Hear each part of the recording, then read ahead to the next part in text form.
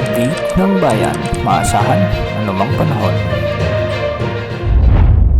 Magandang araw po sa ating lahat. Narito na ang pinakahuling update sa magiging lagay ng ating panahon sa araw na ito hanggang sa mga susunod na araw. Sa kasalukuyan ay dalawang weather systems ang nakakaapekto ngayon sa ating bansa. Ang amihan na nakakaapekto sa Luzon at Visayas, samantalang ang trough ng bagyo na nasa labas ng ating area of responsibility ang nakakaapekto naman sa bahagi ng Mindanao. Dahil nga sa trough ng bagyong Nuri, ito yung tropical storm Nuri na huling namataan sa layong 1,290 kilometers silangan ng Eastern Visayas at may lakas na umaabot sa 65 kilometers per hour malapit sa gitna at pagbugsong umaabot sa 80 kilometers per hour. Kumikilos ito ng patimog kanluran ng mabagal. Base sa mga forecast track nito, posibleng kumilos ito ng hilagang silangan sa mga susunod na oras o araw papalayo sa ating area of responsibility.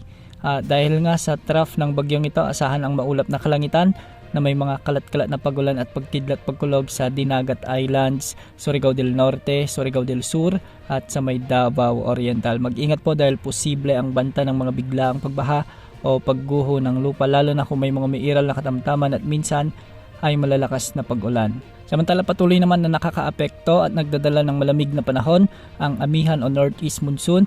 Magdadala rin ito ng maulap na kalangitan at mahihinang pagulan sa Batanes, Cagayan, Isabela at Aurora. Bahagyang maulap hanggang sa maulap na papawirin din ang inaasahan na may mga kasamang mahihinang pagulan. Dulot pa rin ng amihan sa Metro Manila, sa nalalabing bahagi ng Luzon kasama na ang Visayas. Samantala bahagyang maulap hanggang sa maulap na kalangitan naman ang inaasahan na may mga kasamang isolated rain showers and thunderstorms sa nalalabing bahagi ng Mindanao dulot ng mga localized thunderstorms. Dahil dito, posible pa rin ang banta ng mga biglaang pagbaha o pagguho ng lupa, lalo na kung may mga umiiral na severe thunderstorms. Sa mga susunod na araw o sa araw ng Biyernes, posibleng magkaroon ng huling bugso ng malakas na amihan sa ating bansa hanggang sa araw ng Sabado. Kaya maraming lugar, lalong-lalo na sa Luzon, ang makakaranas ng malamig na panahon. Sa mga susunod ding linggo, posibleng mawala na ang epekto ng amihan at ang magiging dominanting weather system na lang